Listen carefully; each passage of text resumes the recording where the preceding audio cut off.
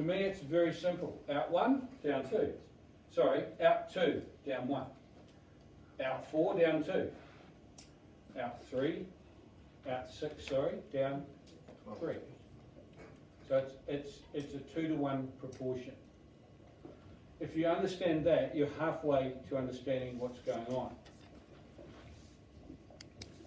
So let's do the cut side of it first. Seem it's 1 to 1 and it's not the thing that confuses everybody. In plan view, if I'm going out 1 and down 1, in plan view, looking down, how much do I offset from the platform? Crikey, I thought it would have been the 1 to 2 that stuffed up. 1. There's our 1 up here. It's about a thumb width. So let's come out 1. Let's come out 1. Let's come out 1, etc. I've probably stuffed up here with my red lines. I'm going to put a few more in here so we don't get it too wrong. So the distance between each of those cut lines is 1 metre? Yep. Yeah.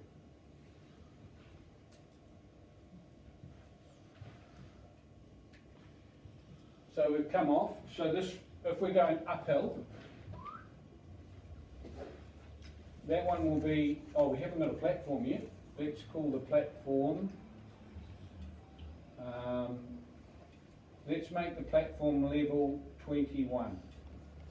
So that's the level of the platform. That's this bit here. Right? So if we're going uphill, this will be 22, 23, 24, 25, 26.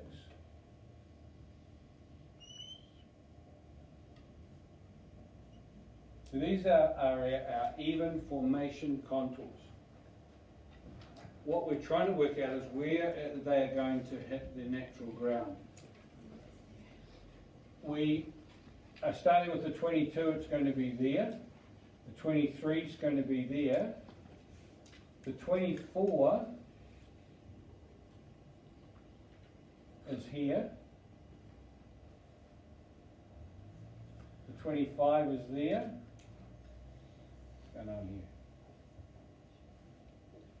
21, 20, 22, 23, 24, 25, back to 25, 24, I'm getting mixed up, start again.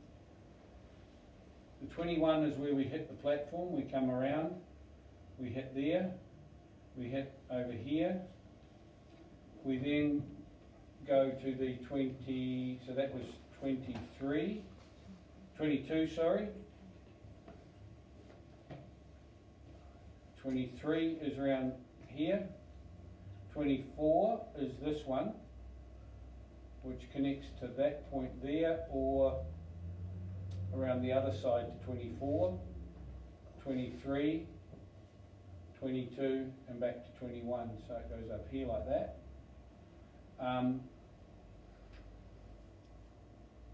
Because 25 goes there, 26 goes there. So what we do is we're intersecting these 25s, 26s, 24s, 23s with these lines that I've already drawn on here. So what's going to happen is it's probably going to go up to, looking for the next point, which is there, and then 26, and then I think it's going to taper off at that point. So it's going to go up through there. But the issue here is that we don't have enough contours after the 26, so I'll leave it at that point. What we do need to do now is we rub out the ones outside, like that. Okay. We're not quite sure where this is going to end because we don't have enough, so let's just do that at the meantime. and we rub these ones out on the inside, on the outside. So inside of the batter slope are these design formation levels. I'll label them if you want to. So I'm going to label that as 22, 23, 24, 25. And then when we do our fill, instead of going offset 1, we now go offset 2, because it's 1 to 2. So this time round we're going to do this, and you'll notice that it's a bigger offset, right?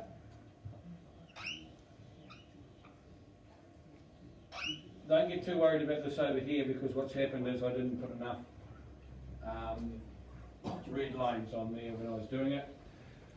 So here, when we start to pick the points, you'll notice it goes away quite steeply. So in the fill area, it's heading out like this, and you probably find that it goes something like that. And once again, we would be rubbing out the contours which are outside of here. So we're forming design contours for our fill, which are at 1 to 2, and design contours for our cut, which are at 1 to 1. We have a class exercise to do this to make it a bit more clearer in the lab. So we're going downhill here, so that becomes 20, 19, 18, 17, 16, etc. I quite famously have renamed this the butterfly wings, because it kind of looks a bit like a butterfly. I don't think you'll have to use the word handicapped anymore now, but one wing is obviously a bit smaller than the other. Let's just say they're flying into the sun and one's a bit sort of like going like that, okay? The butterfly wings form for the cut area and for the fill area. The reason why this fill area looks a lot bigger is because it's at a greater slope than the other way around, than this one, which is steeper. At a less slope. A less slope, yeah. So this one would only be that area in there, whereas this area would be more like that. So there is a few more things we need to do to complete this when we're doing our assignment 2. First of all, this part here is called the top of cut, and this is called, that's called the top of the cut. Having a bad day today. This is called the toe of the fill. And when you, if you engineers go on to do geology, you'll talk about slips, like the toe of a slip is the bottom of a slip, the bottom part. When we draw this, we need to indicate 2 things for our batter slopes. One is an indication of a symbol there, which is the top of the fill, the cut. The other one is here, which is the top of the platform. So we will have the symbol coming off here. You'll see the symbol on lecture notes page 2, I think it is. And it looks something like that. The other symbol will go here at the top of the cut, and that'll go sort of something like that. Now, like any whiteboard thing, it's never perfect. So what I've got is one that is perfect, that's drawn in AutoCAD, and we will do that as an AutoCAD exercise in our lab. I will give you the contours, I'll give you the platform, and you'll do 2 sides of the butterfly wing in the lab as practice for the assignment. So you need these symbols. Now the symbols can either be like this, or you can do this. This is a common one as well. I don't have any problem with either of those two symbols being used. What you need to do when you do assignment 2 is you rub out the red underneath the butterfly wings and the platform. Because what happens is a contour comes in at 18, it hits the design contour, and then as you can see here it comes out again at 18. So you should be able to follow the contour around the design of any platform and come out onto the existing ground on the other side, on both sides. If that doesn't happen, you've done it wrong somewhere, okay? So what I've got is I've got the class exercise followed by a movie file of how to do it, followed by a 3D drawing where you can pick it up and have a look at what it looks like in plan view, and then looking at in 3D view as well. We'll do that in the lab, and then you'll have the rest of the lab time to continue drawing on with your assignment. So it'll be about 20-25 minutes in the lab. I've also got an eyeballing assignment for eyeballing the contours as well, assignment exercise.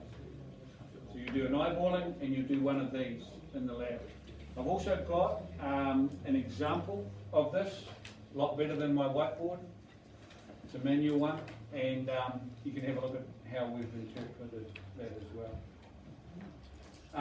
When it comes time to draw this for assignment 2, if you make a good start on it, the hardest part's getting this bit right, because you run out of contours and you're not quite sure where to stop it. So if you advanced it well enough, I can give you some tips on that in class time. All right?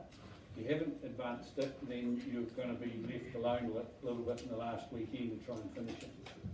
So you don't always get enough data to get through. Well, you should always. You should always, but what happens is you're trying to match up these contours with these offsets, and you suddenly get to a point where there's nowhere you can go. And I can give you some direction during class of how to finish that. All right? Like similar to if you've got a camel and it won't drink, you just come up behind it with a couple of breaks.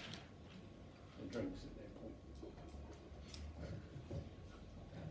You can write that down in your secret. Teacher thinks we're all camels. Now, a little bit of stun mullet, a little bit like I've thrown some dynamite into the room. Does anybody have any questions? There are one or two spaces in each lab. I need to tell you the rules if you want to come to the wrong lab. Basically, the rules are, if you turn up and that lab is absolutely full, then I will insist that those that have paid to put their seat on that chair are the only ones that will be staying there. If I come to the lab and there's a couple of places still there, I don't care. All right? Now we have some students that decide to turn up to both labs. That's fine as well. I'm going to put up with the same jokes or whatever. But when it comes to test time, you must do the test in your timetabled lab. All right? Or else you run the risk of losing marks that turning up to the wrong ones. Any questions?